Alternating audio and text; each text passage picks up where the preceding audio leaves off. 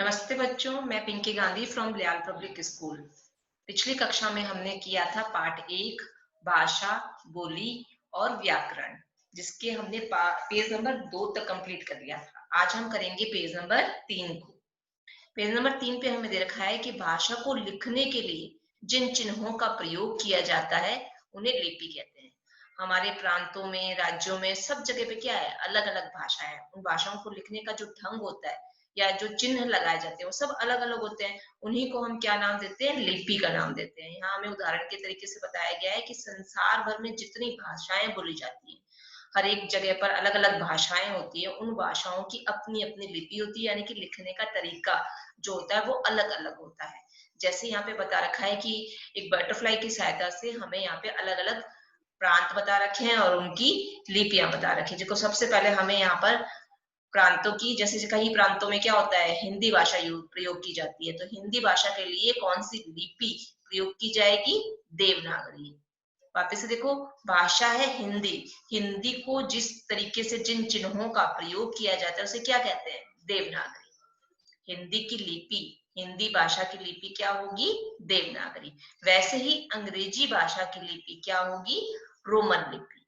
अंग्रेजी भाषा को जिस ढंग से लिखा जाता है उसे क्या बोलते हैं? रोमन। अंग्रेजी भाषा की लिपि क्या होती है? रोमन लिपि। आगे हमें उर्दू भाषा की लिपि बता रखी है। जिस तरीके से जिन चिन्हों की सहायता से उर्दू भाषा को लिखा जाता है उस लिपि को क्या कहते हैं? फारसी। ठीक है, उर्दू भाषा को लिखा जाता है कौन सी लिपि में? फारसी लिपि में। आगे हमें बता रखा है कि भारत में विभिन्न प्रकार की भाषाएं बोली जाती है। हर जगह की, हर देश की, राज्य की, हर जगह जगह की क्या है, अलग अलग भाषाएं हैं और इन्हीं भाषाओं को अलग अलग तरीके से लिखा भी जाता है। वही लिखने का तरीका क्या कहलाता है? लिपि कहलाता है। जैसे बता रखा है कि पंजाब, पंजाब में कौन सी भाषा बोली व लिखी जाती है? पंजाबी। पंजाबी को लिखने का एक अलग तरीका होता है। वैसे ही गुजरात में क्या होती है? गुजराती होती है। आगे हमें और भी ऐसे ही उदाहरण दिए गए हैं। जैसे हमें बता रखा है कश्मीर में, कश्मीर में कौन सी भाषा बोली जाती है? कश्मीरी। और बंगाल में बंगला भाषा बोली जाती है। इन सारी भाषाओं को लिखने का अलग अलग तरीका होता है जिसे हम लिपि का नाम देते हैं। अब मनुष्य के पास मौखिक और लिखित दोनों प्रकार की भाषाएं थी। बोलने वाली भाषा अलग और लिखने वाली भाषा भी, दोनों तरीके की भाषाएं हमारे पास थी। लेकिन इनका प्रयोग करते समय उसे बहुत सी कठिनाइयों का सामना करना पड़ता था। बहुत बार गलतियां भी हो जाती थी कि वो भाषाएं लिख रहा है लेकिन उसे भाषाओं को लिखने का तरीका नहीं आता था। अपनी ही गलतियों को सुधारने के लिए मनुष्य ने भाषा के प्रयोग में कुछ नियम बनाए कि इस शब्द के साथ ये मात्राएं लगनी है, ऐसे चिन्ह लगाए जाएंगे। तो उसने क्या किया? अपनी गलतियों को सुधारने के लिए, यानी कि जो भाषा का लिखने का तरीका है जिसमें अशुद्धियां आ रही है उनको शुद्ध करने के लिए उसने क्या किया? कुछ नियम बनाए। इन नियमों को ही क्या कहते हैं? व्याकरण कहते हैं। तो व्याकरण क्या है? एक तरीके से हमारी भाषा को, हमारे शब्दों को, हमारी लिपि को क्या करता है? शुद्धता प्रदान करता है। व्याकरण की परिभाषा देखते हैं। व्याकरण वह शास्त्र है जो क्या करता है? भाषा को शुद्ध रूप से बोलना बोलना लिखना और समझना सिखाता है। क्या करता है? व्याकरण के द्वारा क्या होता है कि हमें पता चलता है कि शब्द में कौन सी मात्रा लगानी है और इसको किस तरीके से बोला जाना है। ये सब क्या हमें सिखाता है? ये व्याकरण हमें सिखाता है। इससे हमारी भाषा कैसी हो जाती है? एकदम शुद्ध हो जाती है। हम शुद्ध रूप से उसको बोलना सीख जाते हैं, लिखना भी सीख जाते हैं और समझना भी सीख जाते हैं। ये हो गया बच्चों हमारा पेज नंबर 3। पेज नंबर 4 पे हमें दे रखा है, कुछ बिंदु दे रखे हैं जिनमें हमें परिभाषाओं और इसमें जो भी वाक्य है वो अच्छे से क्लियर हो जाएंगे कि हमें समझ में आ जाएगा कि यहाँ पे परिभाषा किस तरीके से लिखी हुई है और भी जो अन्य बिंदु हैं उनको भी हम समझ जाएंगे। सबसे पहले हमें दे रखा है भाषा के द्वारा ही हम अपनी बात दूसरों को समझा सकते हैं। आज हमें किसी को कुछ कहना है तो जब हम उस बात को सही तरीके से बोलेंगे, यानी कि सही भाषा का यूज करेंगे, तभी तो उसको समझ में आएगी। वरना अगर मैं एग्जांपल दूं कि मैं इशारों से आपको कोई बात कह रही हूँ तो जो मैं कहना चाहती हूँ वो ना मैं ढंग से कह पाऊंगी और ना उस बात को अच्छी तरह से समझ पाओगे, है ना। तो क्या होगा कि हम भाषा का प्रयोग करके ही अपनी बात को क्या कर सकते हैं? दूसरों को समझा भी सकते हैं। और दूसरे जब अपनी भाषा का प्रयोग करते हैं, हमें कुछ कहना चाहेंगे तो हम भी उसकी बात को समझ जाएंगे और दूसरों की बात भी समझ सकते हैं। यानी कि भाषा ही एक माध्यम है जब हम एक दूसरे की बात को सुन सकते हैं, समझ सकते हैं और जवाब भी दे सकते हैं। आगे हमें बता रखा है बोली के बारे में। पशु पक्षियों की भाषा को क्या कहते हैं? बोली कहा जाता है। पशु पक्षियों की जो भाषा है भगवान ने निश्चित करके रखी है, वो इशारों के, उन आवाजों के, उन ध्वनियों के माध्यम से एक दूसरे से बातें करते हैं, अपना सुख दुख बताते हैं। उसी को क्या नाम दिया गया है? बोली का नाम दिया गया है। आगे हमें भाषा के दो रूप बता रखे हैं। दो रूप कौन कौन से होते हैं? सबसे पहला रूप होता है मौखिक रूप, जो कि हम बोलकर आपस में बातचीत करके करते हैं, और दूसरा होता है लिखित रूप। अगर हम लिख करके अपनी बात को किसी को समझाते हैं या किसी की लिखी हुई बात को समझते हैं, तो वो हो जाता है भाषा का लिखित रूप। आगे हमें मौखिक और लिखित भाषा की परिभाषाएं दी गई है। जब विचारों को बोलकर किसी को समझाया जाता है तो क्या कहलाती है? मौखिक भाषा। आज हम आपस में एक दूसरे से बातचीत करते हैं, या क्लासरूम में होते हैं, या अपने घर वालों से बातचीत करते हैं, अपने दोस्तों से बातचीत करते हैं, तो वो सब क्या है? मौखिक भाषा है। और जब विचारों को लिखकर किसी को समझाया जाए तो वो क्या होती है? लिखित भाषा होती है। पत्र का माध्यम हो गया, या न्यूज़पेपर, अखबार का माध्यम हो गया, वो सब क्या है? लिखित भाषा है। भाषाओं को लिखने के लिए जो चिन्ह निश्चित किए गए हैं कि ये शब्द है, अगर हमें ये शब्द में ये वाला शब्द लिखना है तो उसमें ये वाली मात्राएं लगानी है, या इस तरीके से इसको लिखा जाना है, तो वो सारे चिन्ह क्या कहलाते हैं? वो लिपि कहलाते हैं। आगे हमें दे रखा है व्याकरण के बारे में। भाषा के नियम क्या होते हैं? व्याकरण कहलाते हैं। अगर आपको कोई शब्द लिखना है तो आपको यही वाली मात्रा लगानी है, यही वाले चिन्ह लगाने हैं, तो जो नियम होंगे ना, वो सब क्या कहलाएंगे? व्याकरण कहलाएंगे। ये हो गया बच्चों हमारा पेज नंबर 4। आगे मैं आपको इसके अभ्यास प्रश्नों को करवाती हूँ। यहाँ हमें प्रश्न 1 दे रखा है कि मौखिक भाषा के हमें 2 उदाहरण देने हैं।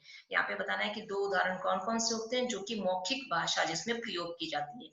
सबसे पहले हम लिख सकते हैं बातचीत करना, जैसे कि हम आपस में बातचीत करते हैं, तो एक उदाहरण क्या हो गया? बातचीत करना। दूसरा है उदाहरण कहानी सुनाना। कहानी भी हम बोल के ही सुनाते हैं ना, तो मौखिक भाषा का दूसरा उदाहरण क्या हो गया? कहानी सुनाना। मौखिक भाषा के 2 उदाहरण हमसे पूछे गए थे। हमने पहला लिखा है बातचीत करना, और दूसरा कहानी सुनाना। प्रश्न ख है लिखित भाषा के 2 उदाहरण देने हैं हमें यहाँ पे, कि लिखकर हम अपनी बात कहते हैं, सुनते हैं, तो उसके 2 उदाहरण बताने हैं। तो पहला हो गया पत्र लिखना। हम किसी को पत्र लिखते हैं तो लिखी भी बात, अपनी मन की बात बता रहे हैं ना, तो वो हो गया पत्र लिखना। किसका उदाहरण? लिखित भाषा का। और दूसरा श्याम पट पर लिखना। अगर ब्लैक बोर्ड पे कुछ लिखा जाता है तो वो लिखित में होता है, जिसको आपको अपनी कॉपीज में करना होता है। तो जो श्याम पट पर लिखी हुई बात होगी तो कौन सी भाषा का उदाहरण हो गया? लिखित भाषा। यहाँ पे मैंने आपको करवाया लिखित भाषा के 2 उदाहरण कौन कौन से होते हैं? पत्र लिखना और श्याम पट पर लिखना, यानी कि ब्लैक बोर्ड पर लिखना। ठीक है। ग हमें दे रखा है आप कौन कौन सी भाषाएं बोल सकते हो। मैंने यहाँ लिखा है हिंदी, अंग्रेजी, पंजाबी। इस पंजाबी की जगह आप कुछ और भाषा में लिख सकते हो जो कि आपको बोलनी आती है। ठीक है। 3 भाषाएं हमें यहाँ पे लिखनी है जो आप बोल सकते हो। हिंदी भी बोल सकते हो, अंग्रेजी भी बोल सकते हो, और पंजाबी। ठीक है। पंजाबी की जगह अगर आप कुछ और लिखना चाहते हो जो आपको बोलनी आती है, तो वो वाली भाषा आप यहाँ लिख सकते हो। घ दे रखा है आप कौन कौन सी भाषाएं लिख सकते हैं। ठीक है। तो यहाँ पे हमें 2 ही भाषाएं बतानी थी। मैंने यहाँ लिखा है हिंदी और अंग्रेजी। ये हो गया बच्चों हमारा पेज नंबर 4। आगे हम करेंगे पेज नंबर 5 को। पेज नंबर 5 पे हमें दे रखा है कि निम्न जीव जंतुओं के चित्रों को पहचान कर उनका मिलान उनकी बोलियों से करना है, कि किस तरीके की आवाजें वो लोग निकालते हैं। ठीक है। यहाँ दे रखा है सबसे पहला चित्र जो कि हमें मैच करके दे ही रखा है। ये किसका चित्र है? बिल्ली का। बिल्ली की आवाज म्याऊ म्याऊ, उससे हमें मैच करके पहले दे रखा है। दूसरा चित्र है यहाँ पे कबूतर का। कबूतर की आवाज को हमें मैच करना है गुटरगू से। यहाँ हमने गुटरगू से मैच कर दिया। अगला चित्र है हमारा यहाँ पे चिड़िया का। चिड़िया को किससे मैच करना है? कैसी आवाज होती है उसकी? ची ची, तो हमने ची ची को मैच कर दिया। अगला यहाँ पे हमारा चित्र है कुत्ते का। कुत्ते की आवाज कैसी होती है? भौं भौं। लास्ट हमारा चित्र यहाँ पे रखा है कौवे का। कौवे की आवाज भी आप सब लोग सुनते हो, कैसी आवाज होती है उसकी? काव काव। तो हमने इसको काव काव से मैच कर दिया। आगे कुछ प्रश्न दे रखे हैं खेल खेल में, जिसमें हमारा पहला प्रश्न है मौखिक प्रश्न। मौखिक प्रश्न में सबसे पहला प्रश्न है भाषा के कितने रूप होते हैं। हमने पढ़ा है ना कि भाषा के कितने रूप होते हैं। भाषा के 2 रूप होते हैं। कौन कौन से होते हैं? मौखिक और लिखित। यहाँ पे क्या प्रश्न था हमारा कि भाषा के कितने रूप होते हैं। हमने पाठ में पढ़ा है कि भाषा के कितने रूप होते हैं? 2 रूप होते हैं, मौखिक और लिखित। अगला प्रश्न है लिपि की आवश्यकता क्यों पड़ी, कि लिपि की जो आवश्यकता है वो क्यों पड़ी, क्यों बनाई गई लिपि को। तो हाँ, उत्तर है भाषा को लिखित रूप देने के लिए। हर प्रांत की अपनी अपनी भाषा होती है, उसे किस तरीके से लिखा जाए, तो सबकी लिपियों को तैयार किया गया।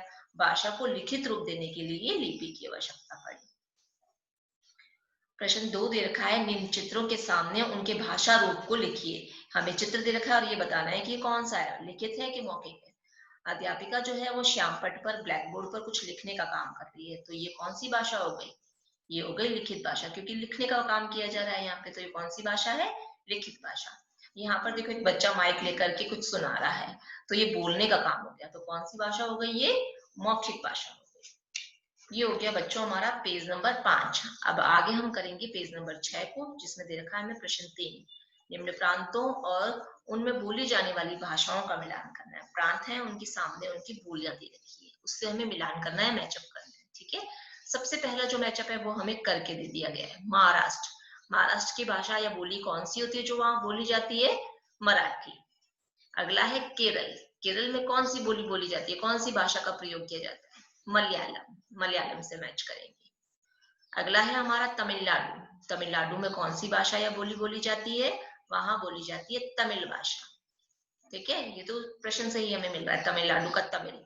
उड़ीसा, उड़ीसा में कौन सी भाषा बोली जाती है? उड़ीसा का जो प्रांत है वहां कौन सी भाषा का प्रयोग किया जाता है? उड़िया का। ठीक है, मणिपुर, मणिपुर में कौन सी भाषा बोली जाती है? मणिपुर में बोली जाती है मणिपुरी। ठीक है, मिलते जुलते ही है कि हमें पता चल जाता है कि कौन से प्रांत की कौन सी भाषा है। अगला प्रश्न है हमारा, सही विकल्प पर क्या करना है? हमें टिक का चिन्ह लगाना है, जो सही है उसके आगे हम टिक का चिन्ह लगा देंगे। प्रश्न 1 है, भाषा के कितने रूप होते हैं? भाषा के 2 रूप होते हैं। ठीक है, मौखिक और लिखित थे ना, तो 2 रूप होते हैं, 2 के आगे हम टिक लगा देंगे। भाषा को लिखने के लिए प्रयोग किए जाने वाले निश्चित चिन्हों को क्या कहते हैं? कि कौन सी मात्रा, कौन सा शब्द कैसे लिखना है, ये सब हमें कौन बताता है? ये बताता है लिपि। तो भाषा को लिखने के प्रयोग किए जाने वाले निश्चित चिन्ह क्या कहलाते हैं? लिपि कहलाते हैं। ठीक है, ये हो गया बच्चों हमारा पेज नंबर 6। आशा करती हूँ कि मेरे द्वारा पढ़ाया गया यह पाठ 1 और उसके जो अभ्यास प्रश्न है आपको अच्छी तरह से समझ में आ गए होंगे। फिर भी अगर कोई संदेह, कोई डाउट है तो आप हम सबसे क्लियर कर सकते हैं। और जिन बच्चों ने इस बुक पार्ट को नहीं किया वो भी अब इस बुक पार्ट को कर लेंगे जैसे ही आपके पास ये PDF आता है। ठीक है, आज की मेरी कक्षा यहीं समाप्त होती है। धन्यवाद।